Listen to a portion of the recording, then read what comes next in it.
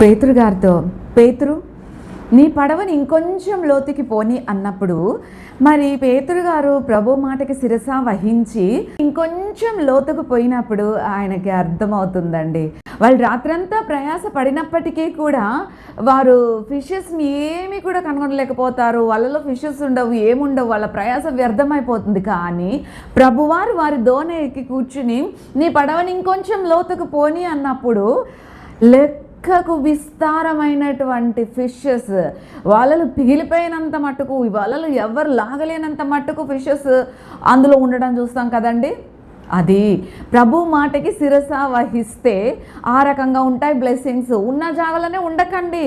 బాప్తిస్మం తీసుకొని చాలా రోజులు అవుతుంది కదా, కొంచెం లోతుగా వెళ్ళండి, కార్యాలు జరుగుతాయి అక్కడ. ఎప్పుడు చూసినా స్పూన్ ఫీడింగ్ బేబీస్ లాగానే ఉంటాయి. ఎట్లా సాలిడ్ ఫుడ్ కూడా తీసుకుంటున్నారు కనుక మీ ఆత్మీయమైన జీవితంలో ఇంకొంచెం లోతుకు వెళ్ళండి.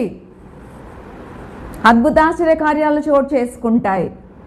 లోక సంబంధమైనవి ఊహించుకోకండి. అద్భుత ఆశ్చర్య కార్యాలు అంటే దైవిక జ్ఞానాన్ని కోరుకున్నప్పుడు ఆ జ్ఞానంతో పాటు సర్వమును ఇవ్వబడతాయి. మనకి ఏది అవసరమో మనం అడగకుండానే మన అక్కర్లన్నీ తీర్చే దేవుడు మన దేవుడు కనుక మనం ఎప్పుడూ కూడా హెవెన్లీ థింగ్స్, పరమందున్న వాటిపైన పునాదులు గల పట్టణమును ధ్యానం చేస్తూ పైనున్న వాటికి మనం నిరీక్షిస్తూ వాటి కొరకు ఆశపడినప్పుడు ఇక్కడ ఉండేవి ఆటోమేటిక్గా మనకి అనుగ్రహించబడుతూనే ఉంటాయి. సో దేనికి చింతించొద్దు, కన్ఫ్యూజ్ అవ్వద్దు. Wait upon the lord, we receive everything. God bless you.